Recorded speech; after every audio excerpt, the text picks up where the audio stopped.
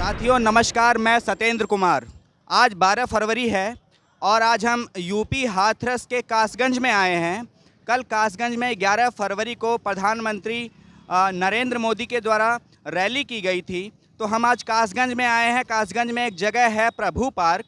यहाँ पे बैठे कुछ लोगों से हम लोग बातचीत करेंगे और उनसे जानने की ये कोशिश करेंगे कि इस बार चुनाव में क्या मुद्दे हैं, किन मुद्दों के ऊपर यहाँ पे राजनीति होएगी। 20 फरवरी को विधानसभा के तीसरे चरण के तहत यहाँ चुनाव होने वाले हैं। उसको लेकर लोगों में क्या उत्साह है और लोगों के क्या मुद्दे हैं, यहाँ पे हम कुछ लोगों से बात करके ये जानने की कोशिश करेंगे कि इस बार चुनाव में क्या मुद्दे हैं। सर, यहाँ पे 20 फरवरी को चुनाव होने वाले हैं, तो चुनाव में क्या मुद्दे हैं? शिक्षा, स्वास्थ्य, रोजगार, या क्या किन मुद्दों पे आप वोट करेंगे? मजदूर आदमी के लिए तो कोई रोजगार ही तो है नहीं है। मजदूर आदमी कोई रोजगार तो है नहीं। जी। और कानून व्यवस्था का यहाँ कासगंज में? कानून व्यवस्था तो मतलब पूरा रहता ही तो रहता ही है। हाँ। तो मजदूर आदमी विकास में वैसे में भी दुखी रहता है। तो यहाँ कासगंज में विकास हुआ है? शिक्षा, सड़क, कुछ नहीं हुआ है। आप चल के खुद देखे आए हो, अभी देखने आए हो जी जी। और देख के आए हो। आप हमें बताइए, हम थोड़ा आपसे भी जानना सड़क सारी बूढ़ी बुरी हुई है। जी। पूरे चारा गेट पे देख लो घूम के। और महंगाई को लेके यहाँ कास महंगाई तो तेल तो 200 रुपये किलो है, आटा 30 रुपये किलो है। तो मतलब आप जो प्रशासन से अभी खुश नहीं नजर आ रहे? ये पैसा तो मतलब हम तो सबसे खुश हैं, जनता भी खुश है। लेकिन और जब आप कानून बोल से रहे हैं भी कि खुश है। महंगाई ज्यादा है, महंगाई ज़्यादा है। सड़कों का हाल भी बुरा है। महंगाई तो भाई से चाहिए, जो जो कानून नया बनाएगा सस्ताई लाएगा।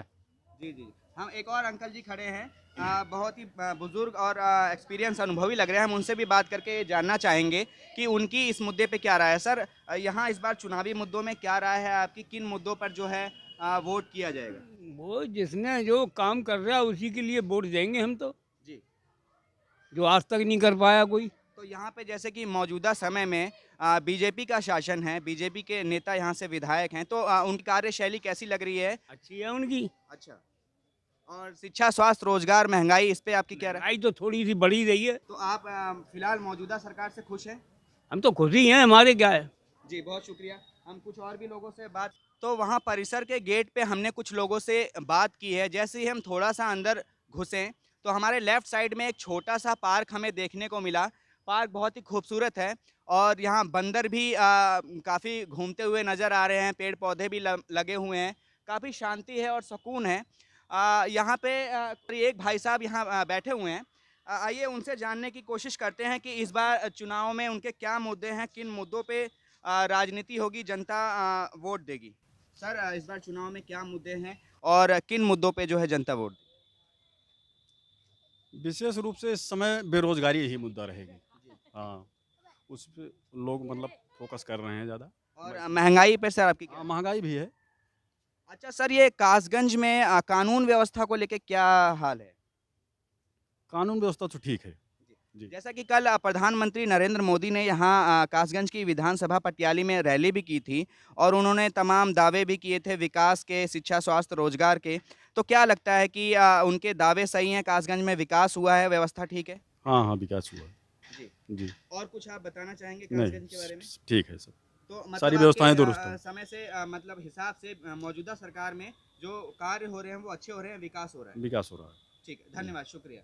हम कुछ और लोगों से भी बात करने की कोशिश करेंगे और जानने की कोशिश करेंगे कि इस बार चुनाव में उनके क्या मुद्दे हैं। वहाँ बेंच टेबल पे मुझे दो भाई साहब लोग दिख रहे हैं। हम उनसे भी बात करने की कोशिश करेंगे कि यहाँ पे जो है विकास का क्या हाल है और चुनावों में क्या मुद्दे रहने वाले हैं, ये जानने की कोशिश करेंगे। सर, इस बार के चुनावों में क्या मुद्दे हैं, किन मुद्दों पे जो वोट दिया जा रहा है? हम तो सिर्फ कांग्रेस को साथ देंगे। कांग्रेस को? आपको कांग्रेस की जो है कार्यशैली अच्छी लगती है? जी जी हाँ। अभी यहाँ पे विकास के तमाम, मौजूदा सरकार में विकास के तमाम बड़े दावे किए जा रहे हैं, कानून व्यवस्था को बहुत अच्छा बताया जा रहा है। उसके बारे में आपकी क्या राय है? हमारी बात तो ये है कि कुछ नेता ऐसे हैं, कहते कुछ हैं, करते कुछ और हैं। जी। मतलब जो नेता कहते हैं वो करते नहीं हैं, कथनी और करनी में अंतर है। कल प्रधानमंत्री मोदी जी की पटियाली में रैली भी हुई थी, जो कासगंज की विधानसभा क्षेत्र है। उन्होंने तमाम बड़े बड़े दावे और विकास बताया था कि यूपी में विकास हुआ है, गुंडा राज खत्म हो गया है। तो उसके बारे में आप क्या सोचते हैं? ऐसा वैसे तो बस मोदी सही है, सब काम बढ़िया कर रहे हैं, लेकिन यहाँ के जो नेता हैं वो किसी की सुनते नहीं हैं। जी, जी। बहुत शुक्रिया। हम एक भाई साहब और हैं साथ में, उनसे भी पूछना चाहेंगे। सर भाई साहब की राय हमने जानी, आपकी क्या राय है यहाँ पे विकास का क्या हाल-चाल है, शिक्षा, स्वास्थ्य, रोजगार का? बाबूजी मुझसे बात कर रहे हो? जी, जी। मैं हाथ जोड़ के विनती करता हूँ, मैं अंधा आदमी हूँ जी, सर। और मेरी आँखें सही नहीं हो रही हैं, देखो मोतियाबिंद है। जी, जी, सर। हाँ, तो इसमें सरकार प्रशासन की तरफ से आपने कभी कुछ मदद की उम्मीद लगाई थी? या कोई सरकार से माँग की थी? मेरी उम्मीदें लगाई। सरकार से माँग की थी आपने इसके लिए? नहीं, माँग तो नहीं की थी, हाँ। बस सरकारी अस्पतालों में गया था, मेरा ऑपरेशन नहीं हुआ। तो आपको आपको जैसे कि आप मुझे काफ़ी वृद्ध भी लग रहे हैं, तो आपको वृद्धा पेंशन योजना इस तरह का कुछ स्कीम मिलती है? नहीं, कुछ नहीं, मेरा राशन तक नहीं मिलता। मुफ्त राशन जो तमाम घोषणाएँ हुई कि हम मुफ्त राशन देते हैं, वो भी नहीं मिलता आपको? ना। वो राशन ही कैंसिल कर दिया, राशन बाँटने वाले ने, क्या करें? तो आप क्या आपके परिवार में कितने सदस्य हैं सर? 2 हैं साहब, ना मेरे बीवी ना बच्चे, जी। 2 लोग कौन हैं सर? एक मैं, एक मेरा भाई है बड़ा। तो दोनों भाई लोग हैं बस। परिवार का वहन कैसे होता है? खर्चा कैसे होता है? अब भैया, आमदनी का क्या सूत्र है? अब ये है कि भैया होटल में चले जाते हैं, तो वह 100-200 रुपये ले आते हैं, 150 भी, और खाना ले आते हैं शाम को बस। जी, जी, जी। तो यहाँ पे हमने इनसे जैसा कि बात की और ये बता रहे हैं कि इनके मौजूदा हालात जो है ठीक नहीं हैं और अपनी आँख से भी उनको कुछ परेशानी है, उनको शायद वो देख नहीं पाते हैं और सरकार से ये चाहते हैं कि उनकी आँखों का इलाज हो जाए। उन्होंने सरकारी अस्पतालों के चक्कर भी काटे लेकिन वहाँ से उन्हें नाउम्मीदी ही मिली। तो हम अगर प्रशासन ये वीडियो देखे तो हम उनसे माँग करते हैं कि इनकी किसी भी तरीके से कोई मदद की जाए ताकि ये फिर से देख पाएँ। और हम कुछ और लोगों से भी बात करेंगे और जानना चाहेंगे कि उनकी क्या राय है। यहाँ पे एक युवा और 2 लोग और नज़र आ रहे हैं मुझे। मैं कोशिश करूँगा उनसे भी बात करने की, बस ज़्यादा कुछ नहीं पूछूँगा मैं। बस इतना जानना चाहूँगा कि क्या यहाँ पे मौजूदा हालात ठीक हैं, विकास का क्या हाल-चाल है और उसके बारे में उसकी क्या राय है। सर यहाँ पे विकास कैसा है? नालियाँ, शिक्षा, सड़क, बिजली कैसा है? बढ़िया है। बढ़िया है। और कानून व्यवस्था को लेके आप क्या सोचते हैं? बढ़िया है साहब। बहुत बढ़िया है। और महिला सुरक्षा को लेके? वो भी बढ़िया है। अच्छा, जैसा कि देश में तमाम जो युवा हैं वो बेरोजगार हैं, वो धरने दे रहे हैं, तो आपको नहीं लगता कि बेरोजगारी है? बेरोजगारी बहुत है साहब। जी। हम भी बेरोजगार हैं समझ लो। जी। कारीगर हैं, पहले नोटबंदी से पहले पैदा कर लेते थे, अब बिल्कुल बंद हो गया सब कुछ। जी, जी, जी। और महंगाई पे आप क्या सोचते हैं? महंगाई तो काफ़ी है वैसे। जी, जी। पैदा गुजर ही नहीं हो रही है, हमें 500 पैदा करते हैं, 600 खर्चा निकलता है, क्या करें? मतलब पहले आपको रोजगार मिल जाता था, अब नहीं मिल रहा है। हाँ, नहीं मिल रहा। मतलब महंगाई भी ज़्यादा है, रोजगार भी नहीं मिल रहा। तो फिर आप कैसे कह सकते हैं कि सब बढ़िया है? आपको रोजगार भी नहीं मिल पा रहा है, महंगाई भी बहुत ज़्यादा है, तो फिर कैसे सब कुछ बढ़िया कैसे है? अब भाई जैसे गुजर रख रहे, राम रख रहा है, भाई भी तो रह रहे हैं, क्या करें? मतलब जैसे-तैसे गुज़ारा कर रहे हैं। जी, जी, जी। और कुछ कहना चाहेंगे? आप क्या करते हैं? अभी फ़िलहाल करते क्या हैं? मैं कारपेंटर हूँ। कारपेंटर। मतलब दिहाड़ी पे काम करते हैं, कोई बुला लेता होगा तो कर लेते हैं। हाँ। बहुत शुक्रिया जी बात करने के यहाँ पार्क के परिसर के बाहर कुछ और लोग भी हैं, हम उनसे भी बात करने की कोशिश करेंगे और ये जानने की कोशिश करेंगे कि वो क्या सोचते हैं इस बारे में, उनकी क्या राय है। आइए, हम लोग यहाँ इस पार्क परिसर के अंदर आ गए हैं और जैसे ही हम अंदर आए हैं यहाँ का दृश्य बहुत अच्छा है। हमारी बाईं तरफ यहाँ पे एक कुंड है जो कि अभी खाली नज़र आ रहा है, उसमें पानी नहीं है और यहाँ पे मुझे कुछ युवा नज़र आ रहे हैं, मैं उनसे बात करूँगा और ये जानने की कोशिश करूँगा कि यहाँ पे जो है विकास की क्या हालात हैं। कल प्रधानमंत्री श्री नरेंद्र मोदी जी के द्वारा कासगंज की विधानसभा पटियाली में रैली भी की गई थी और विकास और शिक्षा व्यवस्था, कानून व्यवस्था के तमाम दावे भी किए थे। हम युवाओं से बात करके ये जानना चाहेंगे कि यहाँ पे जो विकास का क्या हाल है और वो इस बार की मौजूदा राजनीति को कैसे देखते हैं और चुनाव में उनके क्या मुद्दे हैं और किन मुद्दों पे जो है वो अपना मतदान करेंगे। सर क्या नाम है आपका? सुमित गुप्ता। क्या करते हैं आप? मैं एग्रीकल्चर से जॉब करता हूँ। तो हम लोग ये जानना चाहते हैं कि इस बार चुनाव में क्या मुद्दे हैं, किन मुद्दों पे जो है मतदान किया जाएगा? मतदान क्या बीजेपी ही बनेगी जी। हाँ, क्योंकि मोदी अच्छा काम करते हैं ना, इसलिए। जी बताइए कुछ जरा, यहाँ पे क्या है? बिजली, पानी, सड़क, शिक्षा, स्वास्थ्य, रोजगार। भाई साहब देखो, स्वास्थ्य। सबसे पहले क्या नाम है आपका? मेरा नाम है प्रशांत पचौरी। सर क्या करते हैं आप? मैं वोडाफोन में जॉब करता हूँ। तो बताइए क्या कहना चाहते हैं इस बार की चुनावों में क्या मुद्दे हैं और यहाँ पे जो है विकास को लेके क्या व्यवस्था है और क्या मुद्दे हैं? भाई साहब विकास तो आपको यूँ किसी से भी पूछ लोगे, विकास की तो कोई मना ही नहीं करेगा। विकास इस सरकार में सबसे ज़्यादा विकास इसी सरकार में हुआ है, और ना ही कभी किसी सरकार ने इतना ज़्यादा विकास किया और ना कोई कर पाएगी। और कानून व्यवस्था का क्या हाल है यूपी कानून में? व्यवस्था तो ये समझ लो भाई साहब बिल्कुल ख़त्म हो गई।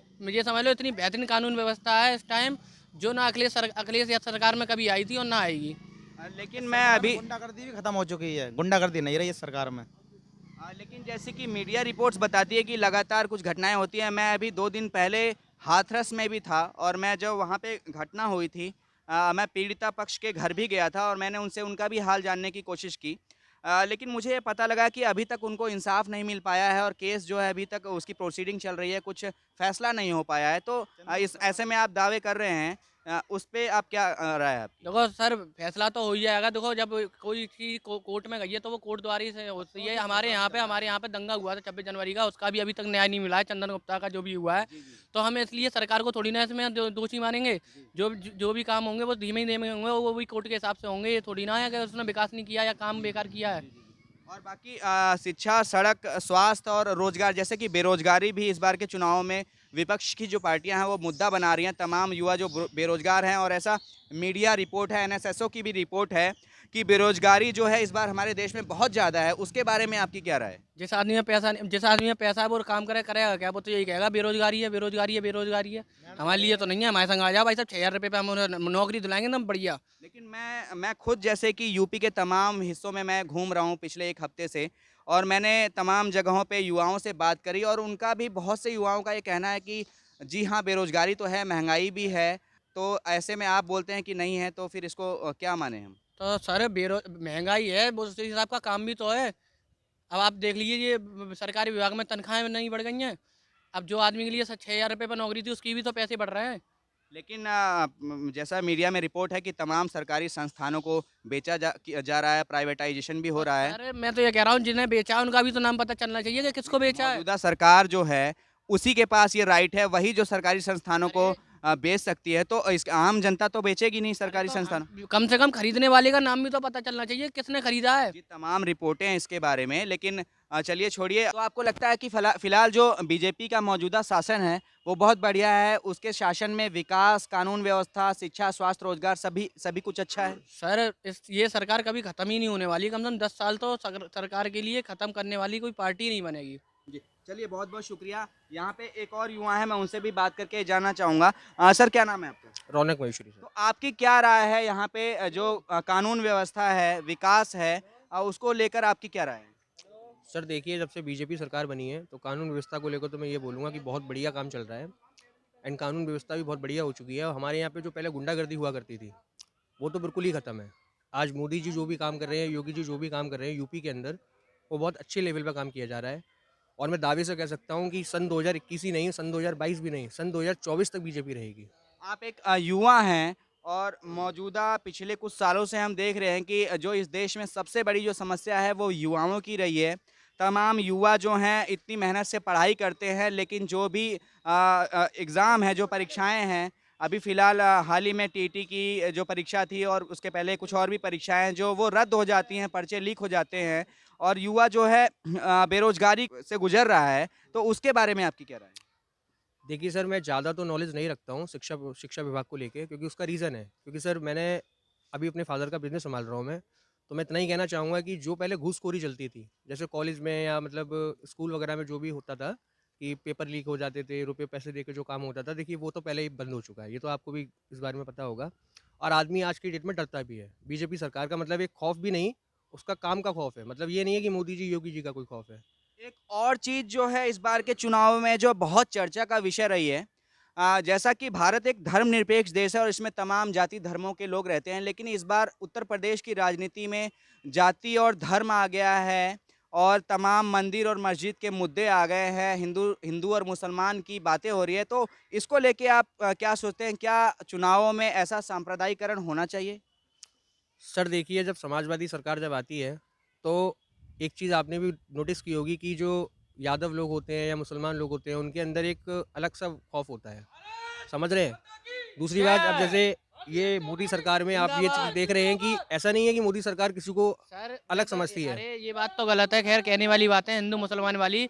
मैं ये कह रहा हूँ ई श्रम कार्ड बने जिसमें सबसे ज़्यादा मुसलमानों के ई श्रम कार्ड बने, घर बने, ये घर के लिए जो पैसा आया उसमें सबसे ज़्यादा लाभ मुसलमानों को भी मिला है। ये नहीं है कि सरकार ने दोनों जैसे कि कुछ अलग किया हो, हिंदू के लिए भी किया है, मुसलमान के लिए भी किया है। लेकिन मुस्लिम समाज की खासी नाराजगी है। अभी हाल ही में मुख्यमंत्री श्री योगी आदित्यनाथ जी ने यह बयान भी दिया था कि 80-20 के ऊपर इस बार राजनीति होगी।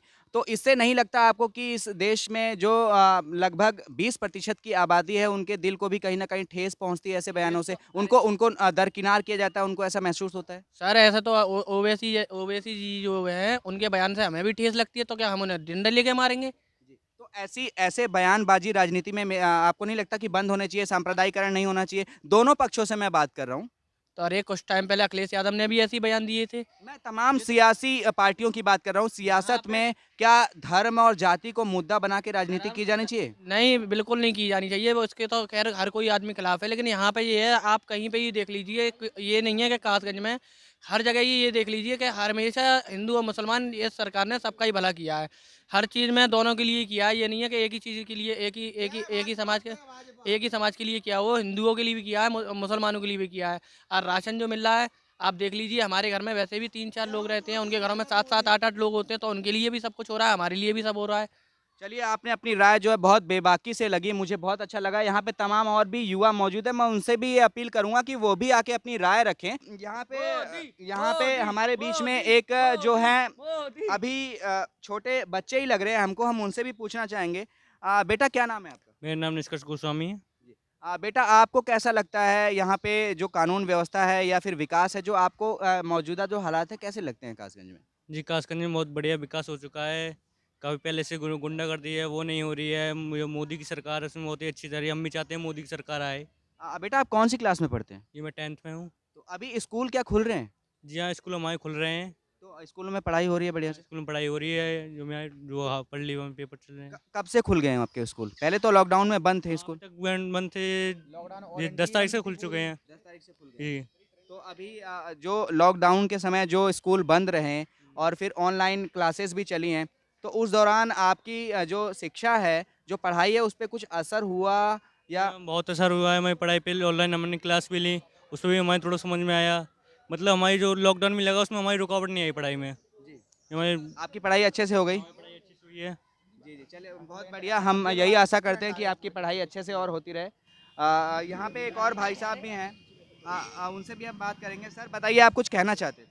सर मैं कहना चाह रहा था सर, हमारे पटियाली क्षेत्र में अभी मोदी और योगी जी आए हुए थे, तो उन्होंने अच्छी अच्छी बातें कही लोगों को, जिससे लोग आकर्षित हुए उनकी बातों को लेके।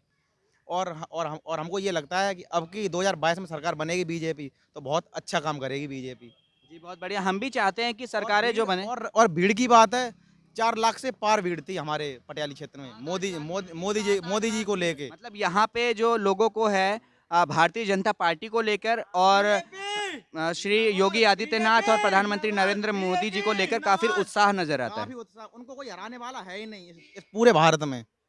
मोदी योगी तो रहेंगे, परमानेंट हो गए समझो वो। मोदी योगी मोदी। और हम तो यही कहेंगे, योगी जी जिंदाबाद, मोदी जिंदाबाद, भारतीय जनता पार्टी जिंदाबाद। चलिए बहुत बहुत शुक्रिया।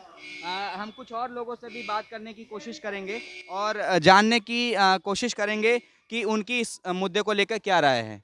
सर क्या नाम है आपका? अतुल कुमार। तो आप सर क्या सोचते हैं इस बार यहाँ पे तमाम जो पार्टियां हैं और मौजूदा जो सरकार है योगी सरकार, उसमें ये दावे किए जा रहे हैं कि यहाँ विकास व्यवस्था अच्छी है, कानून व्यवस्था अच्छी है, शिक्षा स्वास्थ्य रोजगार सबको मिल रहा है, तो आपकी क्या राय है इस बारे में? बिल्कुल सर, मिल रहा है।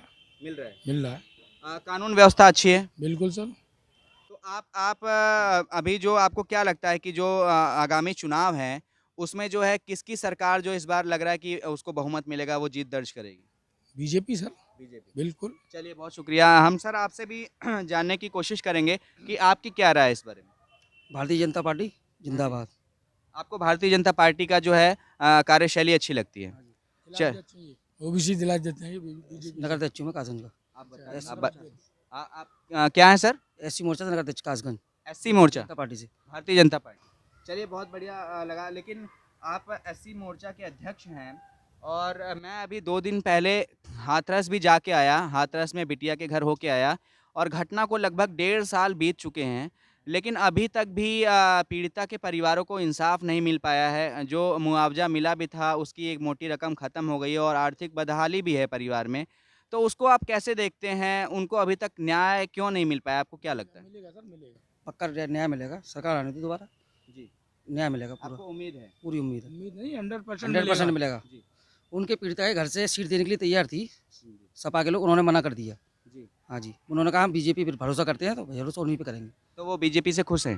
बिल्कुल। तो और मौजूदा हालात में बेरोजगारों की भी एक बहुत बड़ी समस्या है देश में। तो बेरोजगारी को लेके आपकी क्या राय है? मौजूदा सरकार में जैसा कि तमाम डाटा भी हैं कि रोजगार जो है बहुत कम हुए हैं और बेरोजगार जैसा कि हम आम आए दिन खबरों में भी देखते हैं, इलाहाबाद में भी बेरोजगारों के ऊपर लाठी डंडे पुलिस के द्वारा चलाए गए। तो उसके बारे में आप क्या सोचते हैं? देखो ये तो सरकार जैसा भी करेगी वो उनके ऊपर डिपेंड करता है। मैं आपको बताऊं, अगर सरकार दोबारा बनती है तो बेरोजगार की भी देगी वो। पूरी उन्होंने पूरी तैयारी कर रखी है। सरकार दोबारा बनेगी तो बेरोजगार जितनी भी है वो सब खत्म होगा। रोजगार तो देगी सर, ये मान लेते हैं, लेकिन सर युवाओं पे लाठी डंडे चलाना क्या सही है? वो युवा नहीं देखो मैं आपको है, हुड़दंगी है। जो हुड़दंग मचाएंगे उन पर लाठी डंडा पड़ेगा ही पड़ेगा। अगर हम सही हैं तो हमारे ऊपर कोई उंगली नहीं उठा सकता। हम आपको बताएं, कोई भी उंगली नहीं उठा सकता। अगर हम गलत काम करेंगे तो उंगली उठेगी, बिल्कुल। अगर किसी को ऐसा लगता है कि भारतीय जनता पार्टी ऐसा करा रही है तो वो मेरी नज़र में गलत है। कोई दूसरी पार्टी विपक्ष भी ऐसा कर सकता है। और मौजूदा राजनीति में इस बार जाति धर्म को लेके भी काफ़ी जो राजनीति गर्म रही और तमाम सियासी दल अपनी अपनी जाति और धर्मों की बात करते हैं। ऐसे में बीजेपी भी धर्म की राजनीति करती है और हिंदू मुस्लिम की बात होती है। मोदी जी और अभी हाल ही में योगी जी ने भी 80-20 का बयान दिया। तो उसके लेके आप क्या सोचते हैं? क्या चुनावों में सांप्रदायिकरण ठीक है, जाति धर्म की राजनीति ठीक है? ये तो गलत है। देखो जातिवाद को लेकर अगर ये किया जाएगा मामला तो मतलब वो गलत है। देखो जो भी काम है ना वो से केवल क्या है, मैं सुनो, सरकार किसी की भी आए उससे कोई मतलब नहीं है, लेकिन क्या है केवल पब्लिक को फायदा होना चाहिए। मतलब जैसे भी मतलब किसी को परेशानी नहीं होनी चाहिए किसी बात की। तो आपको भी यही लगता है कि जाति धर्म की राजनीति को छोड़कर विकास की राजनीति होनी चाहिए, शिक्षा, स्वास्थ्य, रोजगार और सड़क की राजधानी हो के? हिंदू मुस्लिम भाई भाई। बहुत अच्छा लगा आप लोगों से बात करके। हम कुछ और लोगों से भी बात करने की कोशिश करेंगे और उनसे जानने की कोशिश करेंगे कि उनकी क्या राय है। यहाँ पे हमें एक अंकल जी मिले हैं, हम उनसे भी बात करेंगे और ये जानने की कोशिश करेंगे कि यहाँ पे विकास का क्या आलम है, इस बार चुनावों में क्या मुद्दे होने वाले हैं और किस पार्टी का जो है पलड़ा भारी नज़र आता है। सर क्या नाम है आपका? मेरा नाम शिव कुमार गुप्ता। क्या करते हैं सर आप? मैं इस टाइम कुछ नहीं कर रहा हूँ, मेरे शरीर में परेशानी है। पहले करता था काम, अब नहीं कर पा रहा हूँ। जी सर, इस बार चुनाव में यहाँ पे क्या मुद्दे हैं? शिक्षा, स्वास्थ्य, रोजगार, बिजली, पानी, सड़क और यहाँ पे विकास के क्या हालात हैं? विकास के तो सही है हालात, जो बात है। जैसे यहाँ पर जो माहौल ऐसा रहता है, यहाँ चर्सी ज़्यादा बैठते हैं, गेम वाले भी बैठते हैं, ये ना हो। रजनी साहू जो चेयरमैन है, मेरा नाम शिव कुमार है, ऐसी बात नहीं, मैं खुल के बोलता हूँ। और कानून व्यवस्था कैसी है सर यहाँ पे? कानून व्यवस्था तो सही है, जो है, जो बात है। और महंगाई को लेके आप क्या बोलना चाहते हैं? महंगाई तो देखो, महंगाई जो बढ़ती है, आदमी मुद्दा लेके कोई भी बैठता है तो उसको पूरा करना पड़ता है गवर्नमेंट को, चाहे योगी हो चाहे और सरकार हो आगे भी। अभी फिलहाल हमने हाल ही में देखा कि बेरोजगारी को लेके भी देश में खासी परेशानी है। जिस देश में ये जो तो है, युवा हैं ये तो है। वो काफ़ी परेशान हैं। तमाम पढ़ाई करने के बाद भी सरकारी नौकरियों के लिए जब वो एग्ज़ाम भरते हैं तो एग्ज़ाम कैंसिल हो जाते हैं। तो उनके बारे में सर आपकी क्या राय है? देखो ये तो नहीं होना चाहिए, जैसे होता है, जैसे कैंसिल हो जाते हैं। मतलब ये परेशानी है बेरोजगारी पर? है, बेरोजगारी तो है, जो बात है। और महिला सुरक्षा को लेके आपकी क्या राय है यूपी में? क्या महिलाएं यूपी में सुरक्षित हैं, रात को घर से बाहर निकल सकती हैं? हाँ निकल सकती हैं, इस टाइम बराबर निकलती हैं, कोई दिक्कत नहीं।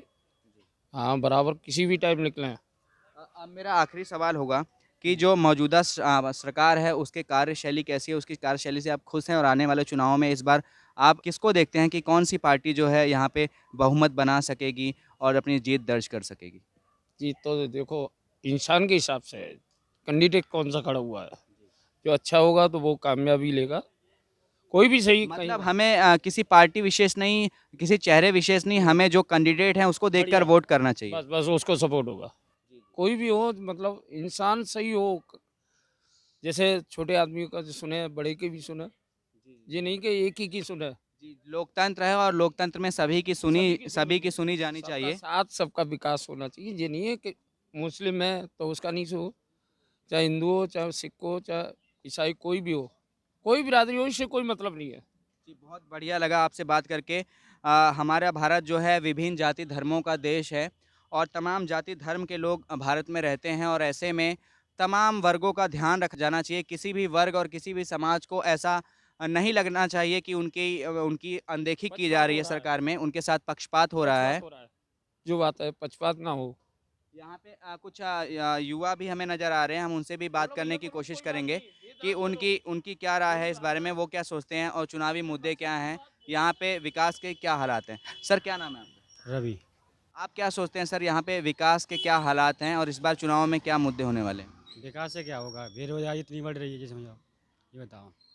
जी बेरोजगारी तो है।